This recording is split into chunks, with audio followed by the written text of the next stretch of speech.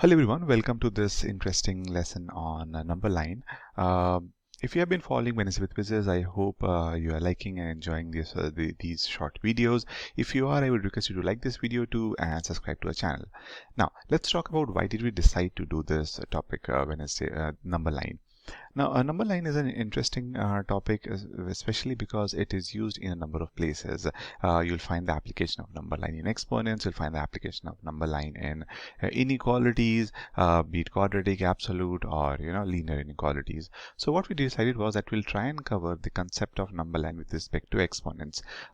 We decided to do this because we feel that a number of times when you do questions on exponents, especially exponents mixed with inequalities, I've seen students taking random values to calculate the answer, and it takes up a lot of time, especially when you're solving a difficult question. So I thought, why not simplify the process, tell you a very structured approach which you can use to solve any question based on exponents, be it an equality based exponent question or an inequality based exponent question. So let's get started. First of all, let's understand what do I mean by number line. We already know what a number line looks like, right? A number line is a simple line in which we can mark any numbers that we want to. Now, usually what we do is we divide this number line into 4 different parts. Okay, so what we basically do is that any part, the part that is values which are, let me take a variable by the way. So in this case, let me take x, just one sec. So if we take x as a variable, we can say any one of the regions is values which are greater than 1. Okay, so this is one of the regions, values like 1.1, 1.2, or values such as 2, 3, 4. So when I say x is greater than 1, don't just think in terms of integer. I'm considering any real value, okay, any real number. Real numbers are numbers which can be integers or fractions as well. Okay, so one of the regions is, which we usually call as region 1, is x is greater than 1. The other region that we consider is the region between 0 and 1. So we kind of write it as x is between 0 and 1. And notice I'm mentioning x is between 0 and 1. I'm not considering the value 0 or 1 in this case. Okay, so this is our second region. A third region is between x, when x lies between -1 and 0. And a final region is the last one where we say x is less than -1. Okay, you can obviously put a boundary if you want to, but we usually don't. We kind of write it like this. It is understood when I'm saying x is less than -1, that means it will continue till -infinity. In a similar way, when I say x is greater than 1, it means that the values are considered going till infinity. Some values just to make it clear what these regions are. So second region is obviously values such as 0.5, 0.6, so on and so forth. And when it between 0 and -1, it could be minus 0.4, values such as these. And obviously when you take values like this, it would be -2, -3, and so on and so forth. Okay, now you may ask you, what's the application of this? In fact, let me summarize it here. Region 1 is x is greater than 1, region 2 is between 0 and 1, region 3 is -1, x and 0, and region 4 is x is less than 1. Okay, now let's understand the application of these 4 regions. Now, we'll understand this by taking one region at a time. So I'll start with region 1, which is this region where x is greater than 1. Okay, so this part, this whole thing. Now, the application comes into picture when we are dealing with powers such as, x squared, x to the power 3, x to the power 4. We'll try and understand what is the nature of, how are these related in region 1. So if I ask you out of x to the power 1, x to the power 1, x to the power 2, x to the power 3, x to the power 4, which value is greater in region 1, will you be able to say this without taking any values, or do you remember how it works? How many values should you take? Is the pattern that is followed in this region always the same? These kind of questions might come up in your mind. So what we'll do is we'll take a value. We'll take a value to show you the pattern, and then we'll generalize it. So let's take x equal to 2. Okay, so if I take x equal to 2, x to the power 1 is 2, x squared is 4, x cube is 8, and x to the power 4 is 16. So notice, the higher the power, the greater the value, right?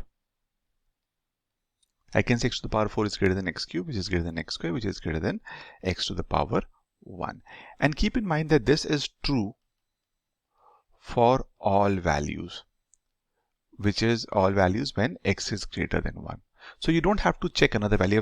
I have seen people take other values trying to validate it, check it, whether they are correct or not. You don't need to. In fact, I'm showing you one more case.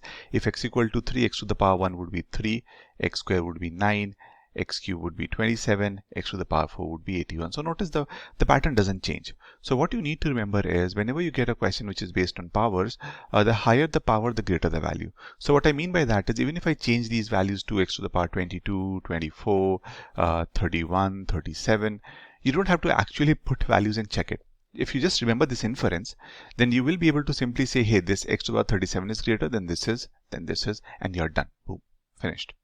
Okay, so I hope you appreciate the importance of the knowing this general inference that we have drawn after taking a value. And by the way, the pattern that we figure out in each and every region works is true for that particular region. So for example, if I look at the second region, which is x is between 0 and 1, if I look at this region, okay, in this whatever pattern we come up with, that would be valid for this particular region for any value that you end up taking, doesn't matter. Okay, so let's take a value x is equal to 1 by 10, which is 0.1. Okay, let's take this to help you understand. And I'm going to take again x to the power 1, x to the power 2, x to the power 3, x to the power 4 to help you understand. Now x to the power 1 is 1 by 10, fair enough. X to the power 2 would be 1 by 100. Notice which is 0.01. This was 0.1. So again, notice the pattern. If I'm taking a higher power, the value is decreasing. X to the power 4 would be 0.0001. So 1 by 10 is 0.1 is here, say, then 0.01 would be here, 0.0001 would be here, and so on and so forth. I hope you get the idea. So in this case, notice the pattern is opposite. Okay, I'm writing these because you don't have to, I'm focusing on opposite, same, because that way remembering becomes very easy. X square, x cube, x to the power 4, and once again, even if they're higher power, doesn't matter, you can take any power that you want to, it's still going to be valid. Okay, my bad, even if it's 11 2, doesn't matter, the higher the power, the lower the value, as simple as that. Remember this. Okay, so I hope this is clear. Now let's move to the third case. Now third case is between -1 and 1. Now when you come to the negative region, okay, things become a bit tricky. It becomes tricky because things would work slightly different for odd powers and it would work slightly different for even powers. Because I hope you understand, let's say for example, if I take -1 by 10 here. Now if I do -1 by 10 to the power 2, I'll get 1 by 100, a positive value. -1 by 10 to the power 4, I'll get 1 by 1000. Okay. And in this case, notice this is 0.01, this is 0. By the way, there'll be 4 zeros, 1, 2, 3, 1. So for even power, notice the higher the power, the smaller the value. Okay, but for odd power, it would change. There'll be a minus sign. Okay, so minus 0.01 is here. Okay, now if I do whole cube, I'll get minus 0.001. Okay, now notice, in fact, let me draw it here. So the lesser the negative value, the closer it is, or the higher the value it is, closer to the origin basically. And here you have minus 0.01. So in this case, higher the value, higher the power, higher the value, because this is closer to the origin. So that is why the value of this would be more, because the more we move closer to the origin or away from the origin like this in this direction, the value increases. So in this case, you would say x cube is greater than x to the power 1. To summarize it, I would say learn it in this way. For region 3, for even powers, it works in the same way as region 2. For odd powers, it works in the same way as it works in region 1. So that way it would be easy to remember. Okay. And last region obviously is this one when x is less than -1. In this region, just keep in mind that if you have, say for example, let's take -2. Okay. And here also you can look at odd and even power. So if you have -2 whole square, you'll get 4. -2 to the power 4, you'll get 16. Here you notice higher power, higher value. Okay. For odd, -2 to the power 1 is -2. -2 to the power whole cube is -8. Now -8 is further down the line. So obviously in this case, higher the power, lower the value. Okay, so how do I summarize it for region 4? For region 4, I can say for even power, it works in the same way as region 1. Okay, for odd power, it works in the same way as region 2. And notice it's exactly the opposite. It's exactly the opposite.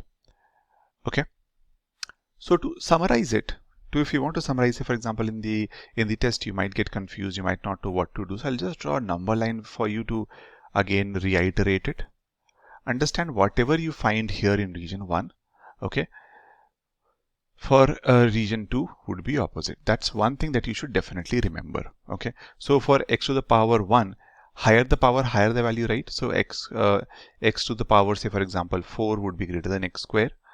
X cube would be greater than x to the power 1. So in general, I can say x to the power 1 is greater than x to the power 2 is greater than x to the power 3 is greater than x to the power 4. Okay, between 0 and 1, it just reverses. So you can, just reverse it and look at it. No need to worry about it. And you can summarize it like this. X to the power 1 is less than x to the power 2 is less than x to the power 3. Oh, oops, my bad. This would be the opposite sign. And here I would just replace it like this. Okay. So lower the power, higher the value. Sign changes. Now, how do I remember this one? What do I do with this? Now, in this case, remember when the power is even, okay, it would work in the same way as region 1, because now the values would be the same. Logically, you can think this way. I'll get positive values, so logically it should work in for region 3. For positive values, logically it should work in the same way as it works in region 2. So what did I remember in region 2? Higher the power, lower the value. Right? That is what we remembered. For odd power, it works in the same way as region 1. So x cube greater than x to the power 1. I'm not writing an overall case here because obviously for even and odd it's different. So for these two, I'm not going to write that. Logically, again think for region 4. For even power, value would be positive. So obviously it will work in the same way as region 1. Okay, so it will work in the same way as region 1. Higher power, higher value. In this case, it will just be the opposite. Okay, so if you remember a little bit of pattern like this, it will be very easy to remember. But by the way, keep in mind, as I said, that if you remember that if it works for one value, it will work for all the values, then in that way you can always check for one value. Like in this case, here I've explained everything based on just one value. So let's say you forget it, or you feel, no, this might be difficult for me to remember, I might forget it, then that's totally fine. At the end of the day, what you need to remember is that the magnitude of the power isn't important. Like in this case, notice I took higher values. Things didn't change. Okay, so even if a question has a higher magnitude, you can just check for a smaller power and figure out how the pattern works, and then you can apply the same logic for higher powers also. But if you can remember it, then obviously the processing would be fast and you will be able to get the answer much more quickly. Okay, one thing which which is missing here, and I want to add here, that while checking for cases when you're doing an experiment question based on equality and inequality, check for these 4 regions, but also make sure to check for these values also. -1, 1, and -1, 0, and 1, because see, this is not included in any of these regions. So while solving the question, make sure that you don't have to check for these cases. If you have to check for these cases, check for these along with the region. If you don't have to check for it, then obviously you can ignore this and then only check for the inequality. But the main point is that you don't have to do any hit and trial at all. Okay. Now, if this is clear, what I would want you to do is try out 3 questions. I'm showing those questions in the screen. Okay, this is the first question. This is the second question, okay, and this is the third question. Try out all these 3 questions. We'll be sharing the solution of all these 3 questions in a separate video, which will be uploading today itself. Okay.